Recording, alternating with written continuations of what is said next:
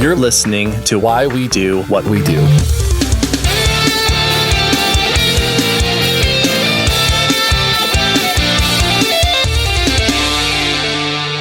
Welcome to Why We Do What We Do. I'm going to be your scheduling host, Abraham. And I'm going to be your chronological host, Shane. Awesome.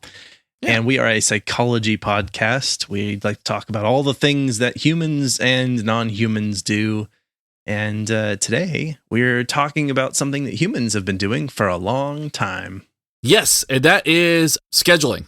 That's right. That is scheduling things, that is scheduling crops, scheduling whatever. But, you know, we've been doing this for centuries, even millennia, even. I forget why. What was the impetus for us even deciding to talk about this? Do you remember at all? I have no idea. I don't even know where it came from. It's like, and this is, so for folks that are listening, this is like one of my favorite, like our favorite things about the show is like, sometimes we'll be talking and we'll be like, that'll be a good episode topic. And then we'll throw that into the pile. And then like, it'll come up like a year later or so. And then we'll end up doing it. It was like, where did this come from? We don't know. And sometimes it's like, we have like very specific, like, I like this because I study this particular thing. And right. So this is one of those ones that just kind of like, it popped up and it popped up fairly recently. This isn't one that's been sitting in the burner for a long time. It was fairly recent. You know, I think it was because maybe we were coming up on New Year's. So maybe that's what it was.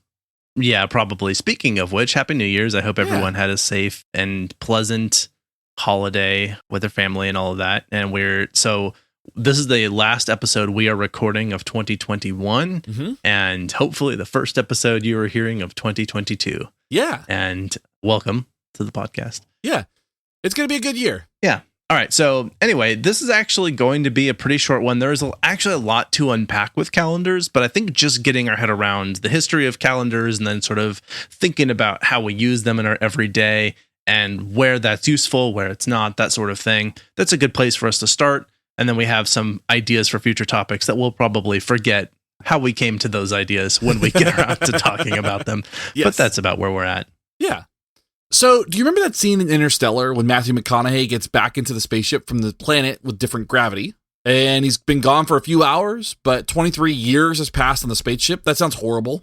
I love that scene. I love that movie. So yes, I do remember that. Do you remember when the astronauts in Planet of the Apes, when they crash land on a seemingly unrecognizable planet only to find it out it's Earth 2,000 years in the future? Ugh. Spoiler alert, too late. Oh, and what about when you wake up after a whole weekend of a bender and all of a sudden it's Monday morning? That might be somewhat relevant, right? It's all different types of time travel, it seems like. So are we talking about the theories of relativity and time dilation? No, we're not. That's not what we're talking about today. So you've got Star Talk with Neil deGrasse Tyson for that stuff. If you want to really understand that, go talk to him. I mean, he'll cover some of the Santa stuff that we did too, as he did pretty recently. Indeed. And anyway, if you flew to a random place around the world today in 2021, I guess when you're listening to this is 2022. If you flew over the holidays, let's say that, it may have woken up to found yourself in the year 4719 or 5782 or even 6771. Am I freaking you out yet? It's a little stressful. This is a little stressful. Now, all of these are possible depending on what calendar you use. So, newsflash, most of you know this is the year 2022. But that doesn't mean that everyone in the world refers to it as such. So jump into a time capsule and let's make like a tree and go back to the future. I love that reference, by the way. Thank you, Alan, for that. Future/past or sideways or something. We're just going to talk about time right now. Okay. So most of our listeners, it turns out, are in the United States. It makes a lot of sense. We have very clear American accents, but there are many people who listen to us from around the world, and we love having you. Thank you so much. Many of you use the same calendar that we do, and we owe this reality that we have, the shared calendar, we owe that to the Pope. Oh, hey, Pope. So let's clear the air really quick, define what we know. 2021 and 2022, the year you're likely familiar with, are relative to what's known as the Gregorian Calendar. This is named after Pope Gregory the 13th in 1582. So if you're wondering what the first 12 Pope Gregorys did, they posed as the very first Miss January through December, but were quickly forgotten. But also that's fake news. I'm just kidding. I hope that it's this Gregory that discovered Gregorian chant. Like, I hope he like stubbed his toe or something and just was like...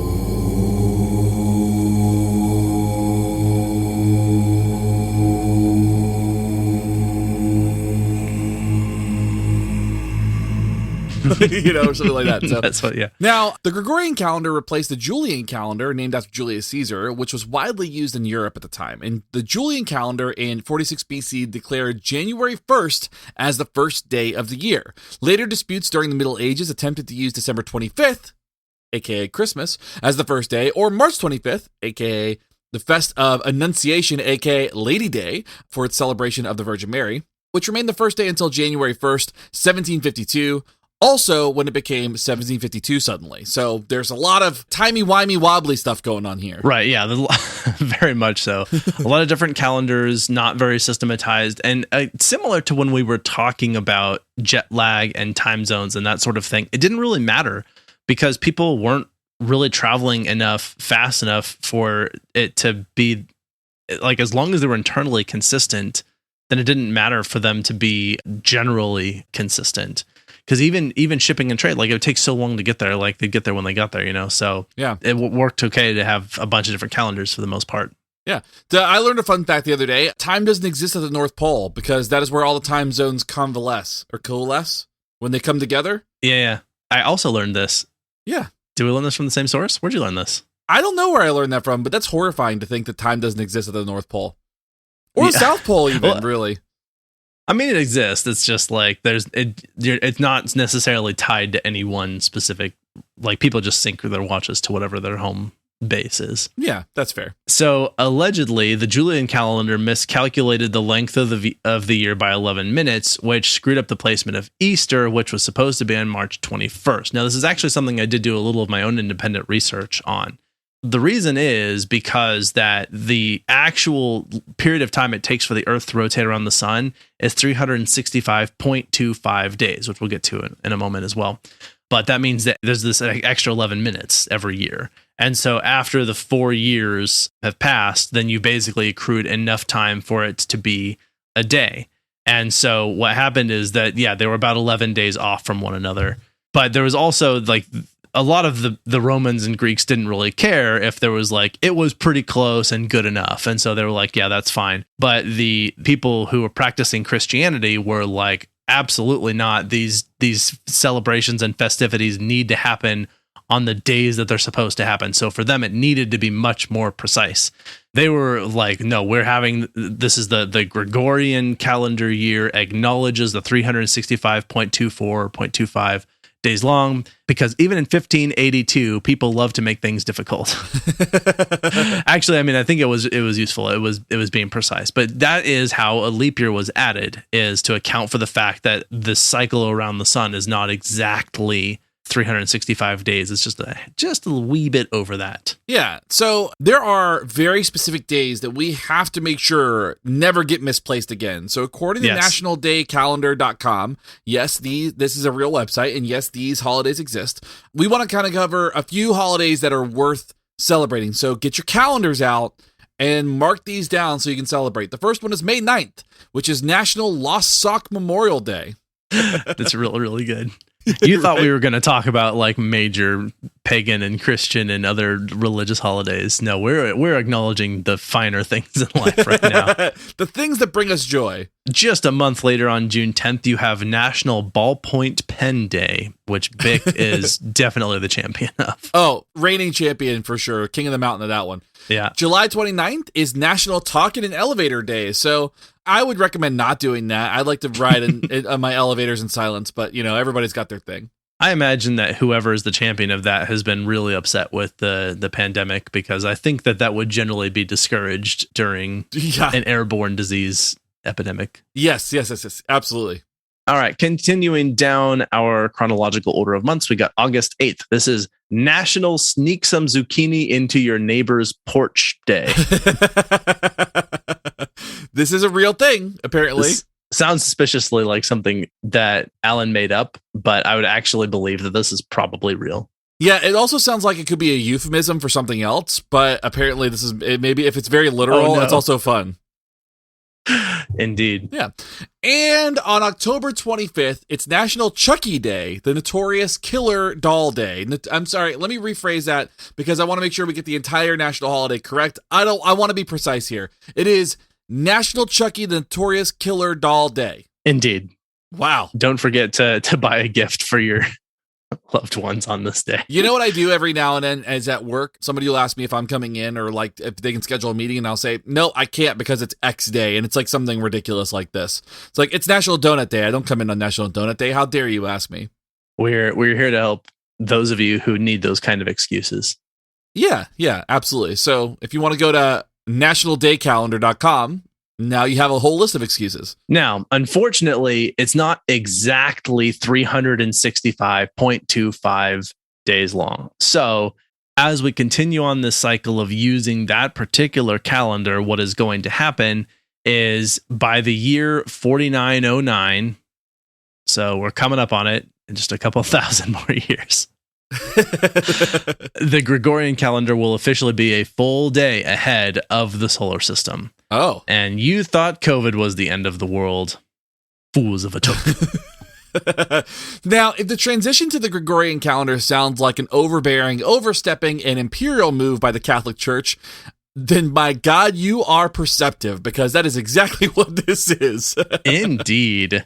While Catholic countries such as Spain, Portugal, and Italy quickly adopted the Gregorian calendar, other Protestant nations such as England and Germany held out for quite a while, and other more Orthodox regions held on to the Julian calendar indefinitely. By 1752, Germany and England had both converted as well. So, yes, and all of this is 1752 by Gregorian calendar, incidentally. Yes, I am a particular fan of chaos. Not chaos in my own life, but like chaos playing out on like the grand stage, like healthy chaos.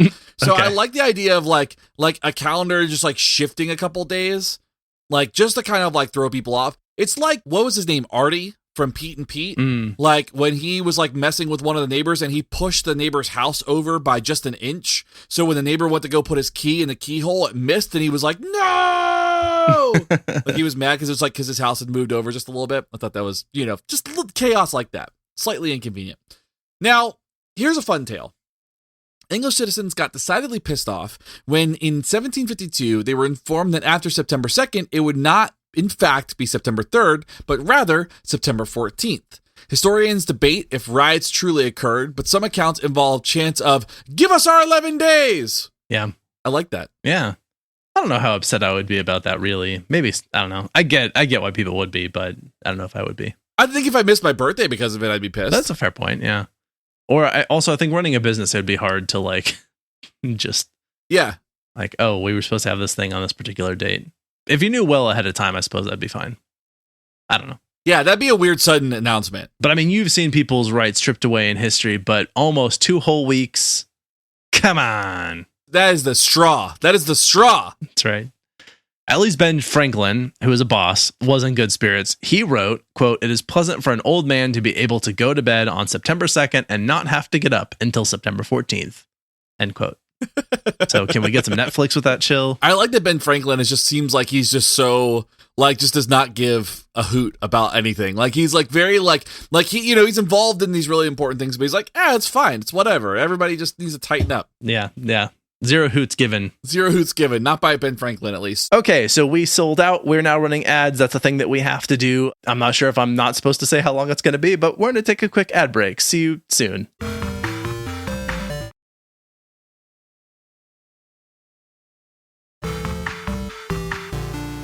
All right, and we're back. Now, we've been talking about this Gregorian calendar, but there are other calendars in the world. So it's fun to note that for most calendar types, the year, month, day have been adopted as a basic unit of calendar time. So day, month, year, or year, month, day, is what I should say. The day is nearly always used as the smallest unit of time on a calendar. So most calendars will have a day as like our smallest measurement of time.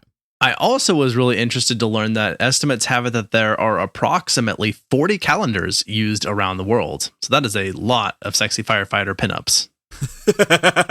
Could you imagine like for the year like 5682 or whatever, it's like there are like sexy calendars for that, sexy firefighter calendars? Indeed. I have a friend who's a firefighter and he had to pose for one of those. Wow. And he said it was like the most uncomfortable thing because he's like very modest. He's a very modest dude, but he's like ripped. Like he came to like our wedding dressed as the Ultimate Warrior because he's like jacked. Yeah. And he's like, it was the most uncomfortable thing. It was so dehumanizing. And I was like, okay.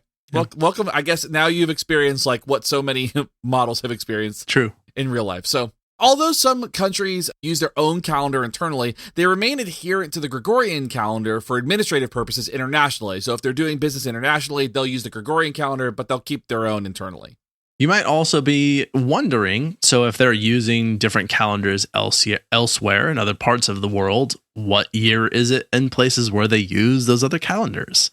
By those standards, it's not 2021. In fact, some of them are wildly different from the current year that we have. And I just mean wildly as in that they're not even close. They're just really on a different way of calculating time, which is awesome, I think. Yeah. So in Hebrew, it is the year 5782. Yeah. At the time that we're recording this. I'm not sure if there's a new year passing between when we record this and when it releases, but I thought that was pretty cool. Yeah. The Chinese calendar year has us at 4,719. Mm-hmm. Very cool. And then the Assyrian year is currently 6,771. Yeah, so those numbers that Alan made up at the beginning of the episode were not actually made up. They're real. They're real numbers. Yeah, that's a good point. I mean, they would have been real numbers anyway, I guess, but they're real years. Yeah. They represent real points in time for certain cultures. Current points in time, too. It also just occurred to me, we're kind of dating this episode. So like people listening to this in the future are like 2021, 2022. It's so long ago. Yeah. Oh, yeah. This is going to be one that does not age well. That assumes, though, that people will be listening to us in the future. Yeah. And also, too, I guess it's fair. Like, I think that every episode we do has to be dated because we're looking at the science that's current to that time. Fact. At some point in time, like 10 years in the future, we're just going to have to retread all of our episodes to go back and update it and amend it with new information. Infinite podcast. I like it. Ah, yes. It's the Mobius strip of podcasts. That's really good. So now let's talk about ancient calendars, because imperialists were not the first people to come up with this, clearly, and there are plenty of other examples of this.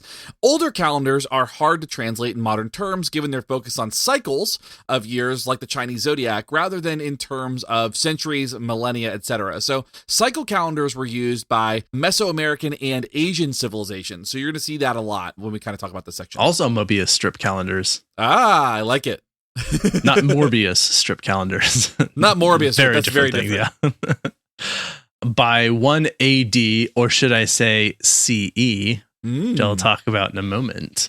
You don't hear much about that decade. The music probably sucked, and I bet the men wore short shorts or no shorts at all. But by this year, most civilizations agreed on the length of 365.25 days in a given year, given that that's pretty mathematically accurate. And most broke the year down by 12 months. The differences between calendars seem to be in relation to the beginning. Some preferred it to coincide with the beginning of spring, and others prefer it to begin at other times, like in the middle of winter, like the Gregorian calendar does. Yeah. Similarly, leap years were added at different points across civilizations.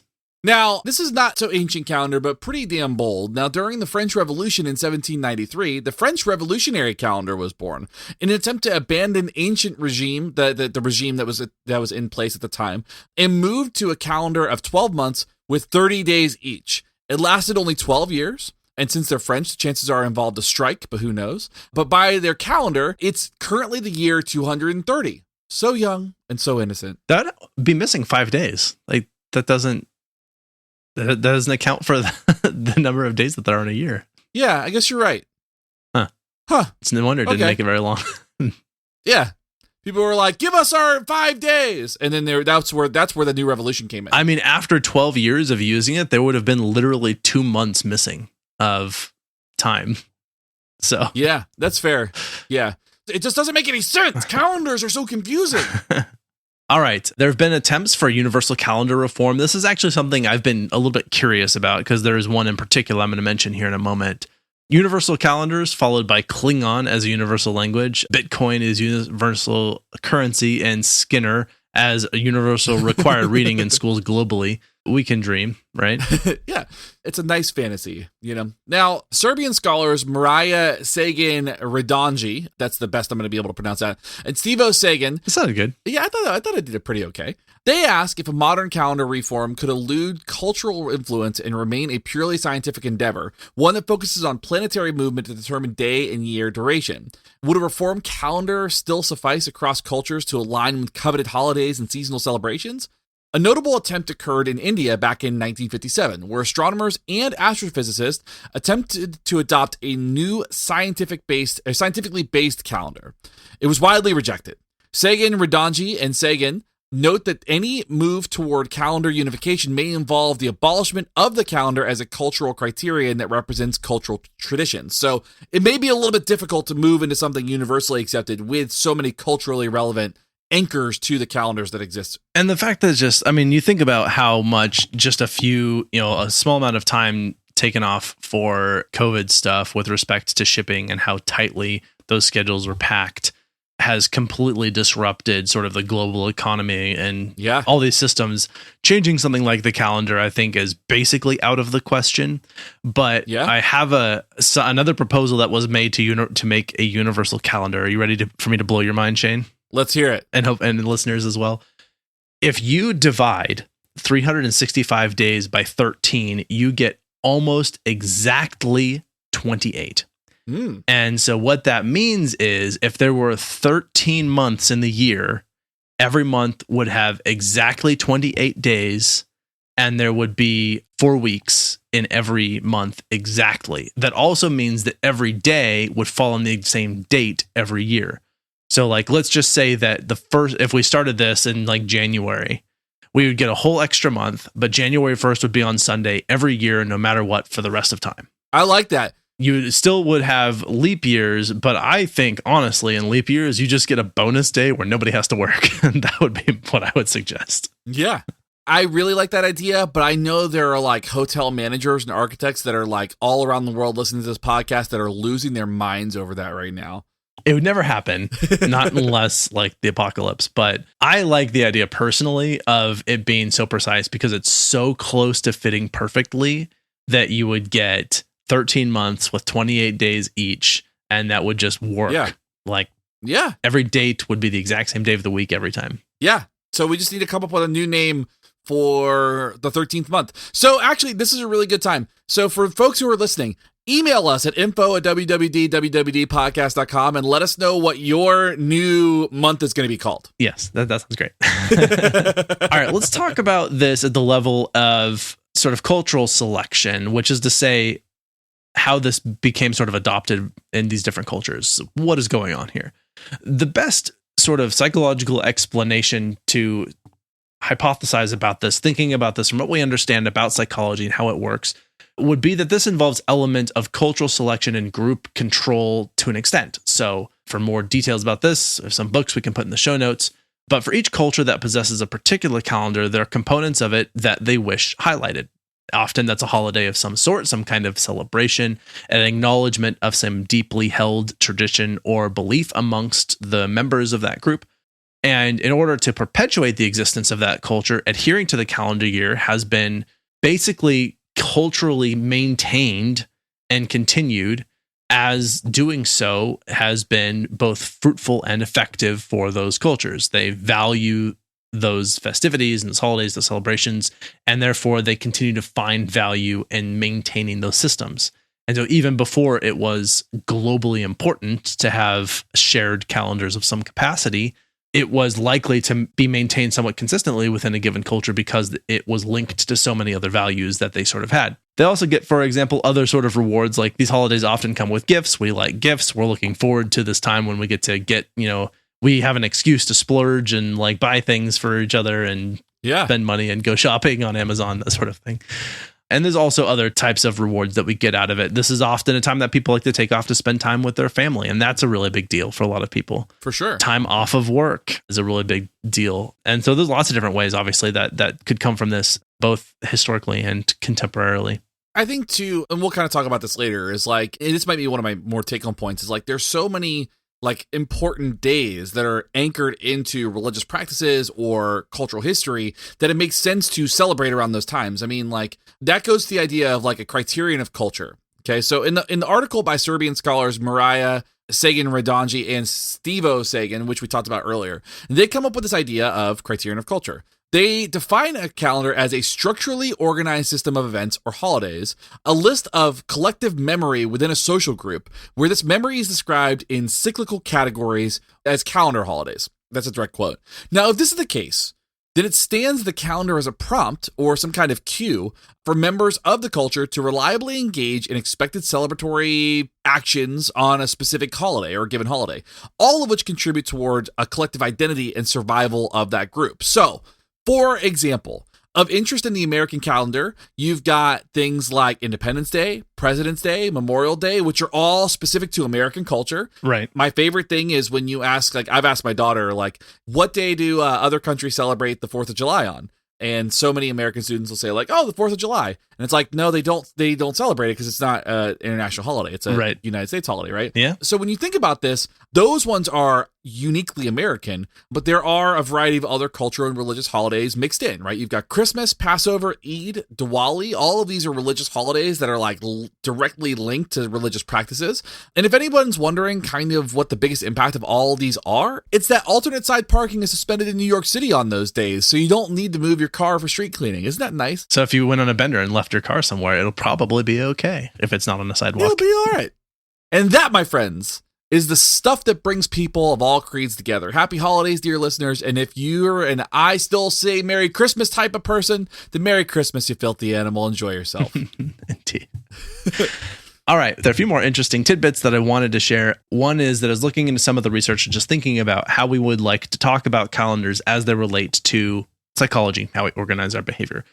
One of them, as I said, is really important. We have one of the things that we've been doing with our language as a species for a very long time is talking about time. Mm-hmm. We talk about it in terms of the here and now, the past, the future, ongoing present. There's a lot of ways that we interact with this concept of change. And if I may lean on a little bit tenet of entropy in the universe, yeah. Right? Is basically one way I've heard by a physicist, I think it was a physicist recently, describe it as that time is change, which makes a lot of sense. And so we have one way of looking at time, which is that for us, our planet rotates. And when it rotates, it becomes dark and light on a very consistent and regular cycle. Right. That's a helpful thing that we can turn to. If we didn't have that, like if we had a landlocked planet, things would be very different for a lot of reasons. But if we didn't, then we wouldn't have anything necessarily to look at except for maybe the wobble of the planet as it moved around the sun, and we might still get seasons of some sort. But if it didn't do that either, then you wouldn't even have seasons. And so our concept of time would be very, very different. So the fact that we have regular spinning and rotating is one of the things that allows us to even talk about it in the way that we do. Now, that all seems big, dumb, like stoner philosophy. Like I was just like hitting the vape pen full of stuff, and now I'm like philosophizing about, oh man, we've got a sun, isn't that cool? But aren't scientists just stoners with direction? Several of them, for sure. But the reason this is interesting, I think, is because what that means is then we make things relevant based on that, and that means we can plan. We talk about like, we sleep on a regular cycle, most of us, and we think about, when X happens, I have to do this, or I have to go to work. I have to be there for this amount of time. I've got this event that starts at this time. All of those things are completely made up, but they're made up in such a way that we all organize our behavior and our actions around it, which is kind of incredible. Yeah. The fact that I just said like 3:00, and that means everybody shows up at around the same time, depending on, your friend's definition of on time. Right. And they're always 30 minutes late. Otherwise, that's really impressive. And we haven't always had that either. Like that's relatively recent. So I was kind of looking up some studies about this, and there's actually surprisingly little, but there's two fun things I'm going to share. One is that there was an article that looked at 13 other studies around people planning their leisure activities. And so they're interested in how do we use calendars in this way. And what they found is that people who have very firmly structured leisure plans actually enjoy their leisure time less. And they said that what it does is it feels like it interrupts the flow of their activities. So there might be sort of a natural ebb and flow and break in a cycle, where they said that it's actually people enjoy their activities that are leisurely more if they just are sort of loosely scheduled. So they're like, about the time that I finish this, then I'm going to go take a break and do this thing. Or I might even say like, I'm going to take an hour break right around 2 today or something. And that would be a way that people still enjoy it. But I thought that was really interesting. I think that makes sense. It's like a task, right? Like when you schedule something like that, it becomes a task that like people tend to be averse to. I don't know. I mean, I like calendars. I enjoy them Yeah. myself. So, And actually, that what you just said is a nice segue to the other thing that I found. And this was a psychologist who posted just a fun little thing on Psychology Today. This is several years behind at this point, but he said he was advocating for the use of calendars. And he said, it's kind of remarkable that you can get a dozen easily changeable mini posters dirt cheap, even if you have to pay full price. And talking about calendars, which is fun, like, because you can get calendars of anything. Speaking of which, have you seen the dogs pooping calendar? I have not seen that one. This is like a whole thing. I mean, obviously you can buy calendars of anything, probably. It's like the internet. Yeah. But there's specifically calendars that is every month is a picture of a dog pooping in some random location. That's very silly. Yeah, it's very silly. I love that. I love that that's so silly, though. Yeah, very fun. All right. Anyway, those are kind of some fun tidbits of things I found on calendars. I think just always thinking about the fact that the way that we do these things, the choices that we made are arbitrary, but they're incredibly meaningful. Like, they're important. Yeah, absolutely. Absolutely. The thing is like calendars are not just like a random set of days, right? Like they are anchored in these like more major things and like built around like certain practices, certain religious importance. Like there's a lot that goes into it, certain cultural importance. So it's built around a lot of things. It's not just arbitrary days that are just established. I mean, Caesar added a couple months in his calendar and he was kind of, that's how you ended up, or was it Caesar or was it Augustus? That's how we ended up with August. Oh, yeah. Interesting. That was another tidbit I almost forgot about. I'm glad that you mentioned this. So the first several of the months, the first several of the months have a lot of like Roman names. Uh-huh. March apparently was named for Mars, which is the god of war, and March was the time that they often went to war, and so that's why it was called March. Yeah. January, I think, meant the beginning or something like that. So anyway, about the first half of the year was named for a bunch of Roman things that were like activities and gods and stuff. And then the last half of the year was actually named for a bunch of things that were numbers. So like October is 8. Yeah. Because at that time, March was the first month of the year. And so Oct was the 8th month of the year. So September, October, November, and December were all 7, 8, 9, 10 or 8, 9, 10, something like that. They were all based on the numbering system. And so if we did add another month, we might just choose to go with naming it after something Roman or some other name number. Well, right. And so keeping in mind, October, it was 8, November's 9, December's 10, but those are the 10th, 11th, and 12th months. They got pushed back for July and August when they added those for named after the Caesars. That's why December is the 12th instead of the 10th month. It was originally the 10th month. Right. And then it also makes sense why September would be the sept being 7. Yeah. So it was 7, 8, 9, 10. Yeah. Which is why calendars are ridiculous. They're ridiculous. We need an international calendar that has Christmas and Diwali on it. Indeed. One more quick thing is just we acknowledge that we did not talk about the lunar calendar. I think that's something really cool that we'd like to mention at some point. We might even plan to do a whole episode on the lunar calendar at some point down the road. And then one more thing I meant to talk about this earlier, but BC, most people will know this, comes from Christianity that was saying before Christ. So that was all the years preceding the year that Christ was presumed to have been born. AD stood for Anno Domini, or Domini, which is Latin for year of our Lord, which referred to time since the birth of Jesus. Mm-hmm. That's obviously tied really heavily to Christianity. There's obviously a lot of religions that don't practice Christianity. And so to be more inclusive of the fact that there are a lot of cultures and religions that are not Christian, the more common nomenclature anymore is BCE, which is before current era, and then CE, which is current era. And this is all in reference to the Gregorian calendar specifically. There's so many things that go along with this. I know. There's just like a ton. There's a ton to unpack. So, all right, we have one final ad break for people helping, or the sponsors, I guess, helping to support this show. We'll see you in just a minute.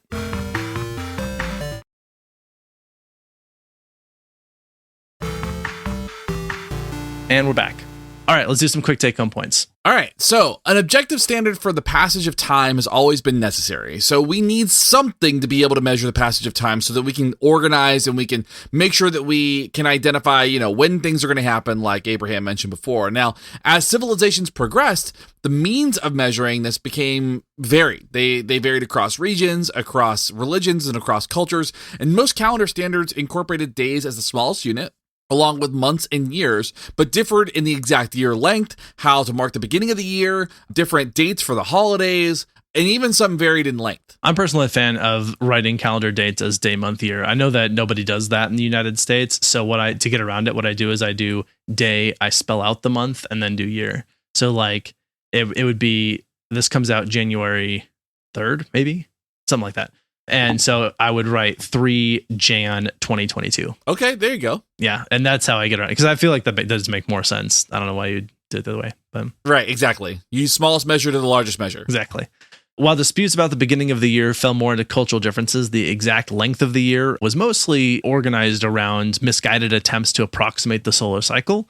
The Julian calendar miscalculated the length of the year a little bit, and then the more recent and more standard Gregorian calendar attempted to rectify that because it needed to be precise for all the holidays. Mm-hmm. Still, the length is slightly off, requiring that leap year every 4 years because the Earth just doesn't circle the sun in a exact pattern that would be nice that it did. And the reality of that means that in another 2,400 so years, it will be off by a whole day. That's fun. Yeah, but that's many Capitol Riot's new Kanye albums or Ye albums and Avatar sequels from now. So yeah, we've got time. We've got time for civilization to crumble well before we get there. And hundreds of thousands of Marvel movies. Yes. Oh, I can't wait. All right. Attempts at the calendar reform are noble in their cause, but ultimately a logistical nightmare, as the Gregorian calendar has been baked so deeply into international community as a standard, and to account for every cultural tradition and perception of time worldwide would be impossible. So that's why we haven't seen something like that yet. But in the meantime, some national calendars like that in America have adopted a variety of cultural and religious holidays along with its own national celebrations, which makes it a little bit easier, being the melting pot, to kind of have those incorporated into that. And each country or culture possesses their own celebrations, so contributing to a sense of unity and belonging that perpetuates its own survival in that own culture. So you're still going to have cultures and communities that adhere to their own calendars that have cultural significance. Speaking of they're perpetuating their own survival, these traditions are more or less adopted and maintained by the people who participate in that culture. And for most of the world, it's now 2022. Others are more than happy celebrating the another number altogether. And that's also cool. I think that is really neat to have the sort of diversity and stuff there. So if you thought 2021 was progressive, you have no idea how woke the Assyrian 6771 is. So far ahead of us. So far, so good. I love it. One other thing just occurred to me really quick was just thinking about on the movie The Martian, and they portrayed time as sols or souls. Yeah. Because that was a solar day, basically, because the Martian year would need a totally different calendar. That makes sense. Like the calendars that we're talking about only work on Earth. Yeah. I think that is about it for now. Let's get into some quick recommendations. Recommendations.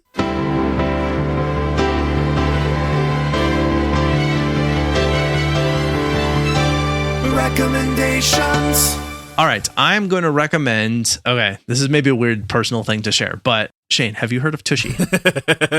In what context? I know there's a song called Tushy by a band called Heads vs. Breakers, which is awesome. Definitely not that. I'm going to tell you about my new Tushy. This is kind of a sales pitch. This is a company that makes sort of DIY install your own bidets. For those people who were personally and spiritually broken by the toilet paper shortage of 2020.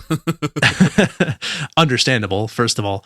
But a lot of people turned to purchasing these sort of install at home bidets. Most of the world, or at least a good chunk of the world outside of the United States, uses bidets somewhat regularly. They're very hygienic. They use a lot less water and a lot less toilet paper. The United States, I believe, I need to look this up, but uses more toilet paper than the rest of the world put together, something like that. I believe that. Yeah, so we are responsible for just absolutely destroying forests in service of these one-time use products for our bums.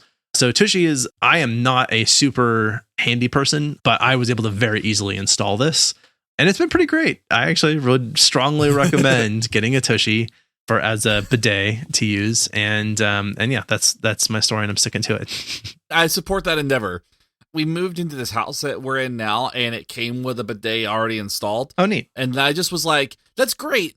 But then I had, like, I can't help but have the irrational thought of, like, I couldn't imagine using somebody else's bidet.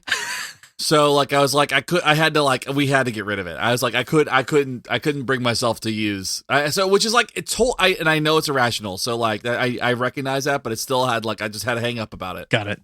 All right. Yeah. So my recommendation is a book. I just finished this. This is probably the last book I'll finish for 2021 at the time of this recording. I'm aiming to finish at least 2 more before the end of the year, but we'll see. Oh my God. Yeah, so that's my goal. I'm like halfway through one and I'm just starting another one, so I'm like, I should be able to. So this book is called Drug Use for Grownups. It's by Dr. Carl Hart, and it is excellent. Now, here's the thing. I want to start off by saying, because I think this is an important caveat for this book. This book is not pro drug use. It's not saying go do heroin. That's not what he's doing. It is arguably one of the best behavioral science books, though, and data-driven books I've ever read. Wow. That's saying something. Yeah, he does such a good job of dispelling all kinds of myths using data, right? So like when he talks about the opioid crisis, he's like, it's not that much of a crisis. And arguably, we don't know that it's a crisis because of what gets mixed in with the opioids. Like heroin is dangerous, not because of heroin, but because of the things that get mixed in. Like, so he does this really good job of dispelling a lot of myths. It totally demolishes the DARE program and how they educate people on drugs. It's really, really great read. He talks about his personal experiences using stuff. And just to be clear, like Dr. Carl Hart is like a tenured professor at Columbia. Like he is like a world-renowned expert on this. And he's like, yeah, I do heroin every now and again. Sure. But the way he writes about it and the way he reads about it and like the stuff that he like talks about in his studies are excellent. It's seriously one of the best behavioral science books I've ever read. It's definitely worth a read. So please go pick it up. I'm actually making it a required reading for my supervisees going forward. Wow. Well, going on the list. Because it was that good. That's impressive. Yeah, it was that good. All right. Well, we're going to wrap it up there. I would love to hear about anybody in the calendars that you like to use, calendars that we missed, or other ways of keeping time that would be fun for you to share. Let us know. Also, if you have a particular hygienic piece of equipment that you're enthusiastic about that you'd like to share, or books about drugs, or really good sort of behavior or psychology books that you'd like to recommend, you should shout those out to us on social media, or even send us an email at info@wwd.wwdpodcast.com. If you'd like to see a video of us recording this, get some behind the scenes content, early access to episodes, and ad-free episodes, you can join us on patreon.com. And there you'll find all those bonus contents and all that sort of things. That's at patreon.com/WWD podcast. Also, you can leave us a rating and review wherever you listen to podcasts. Also, I'd like to really quick invite you. If you really disliked something that we said, a position that we took, or an opinion that we expressed on one of these podcasts, that's totally understandable. We're opinionated. We're also kind of loudmouthed about it, and we kind of just speak off the cuff at times. What I think would really be useful is email us directly so that we can talk with you about that feedback. When someone posts just like a rating, an anonymous review somewhere that's just like, this is trash, or I hated this, then I'm like, I would love to be able to follow up with that and say, what didn't you like? What should we have done differently? And be able to ask more follow-up. So I'm really challenging and inviting you. If you're like strongly irritated by something that we've said, please reach out to us directly. Yeah. And then like you can post your review. That's fine. We encourage people to do that. But we also I want to be able to learn about what your experience was so that I can maybe do something differently with that information. Well, right. And also, if we're wrong, then we want to know that we're wrong. Yes. And I mean, we've seen, like every now and again we'll see a review and it's like somebody will say that we were wrong about something, but it's not even about the topic that we covered. So feel free, email us, let us know, because at our core value, our core belief is that we're scientists. Absolutely. And what that means is that we will change our views based on current data. So show us the data, show us our stuff, and tell us where we're wrong and have a conversation with us. We welcome that, not in a challenging way, in a defensive way, in a genuinely curious way. Absolutely. All right, I'll leave you with that. Please reach out to us. I'm looking forward to hearing from all of you. And in the meantime, Happy New Year, Happy Holidays. I wish you all the best. Yes. I think that's all I have. Do you have anything else you want to leave on? That's all I got. All right, this is Abraham. And this is Shane. We're out. See ya. You've been listening to Why We Do What We Do. Why We Do What We Do is supported in part by our amazing patrons. Thank you. If you like what you heard, consider becoming a patron by heading to patreon.com/WWDWWD podcast. You can also rate and review us wherever you get your podcast, or share this episode with your friends. If you have any comments or questions, we'd love to hear from you. Find us at WWDWWD podcast on your favorite social media platforms. You can learn more about this and other episodes by going to WWDWWDpodcast.com. There, you'll find links as well as detailed and shareable show notes. Why We Do What We Do is researched and produced by Abraham, Ryan O, Shane, and Miranda. Artwork and logo design by Andrew Pollock at nogdesigns.com. Video and production assistance from Tyler Brasier with music courtesy of Justin Greenhouse. Thanks for listening, and we hope you have an awesome day.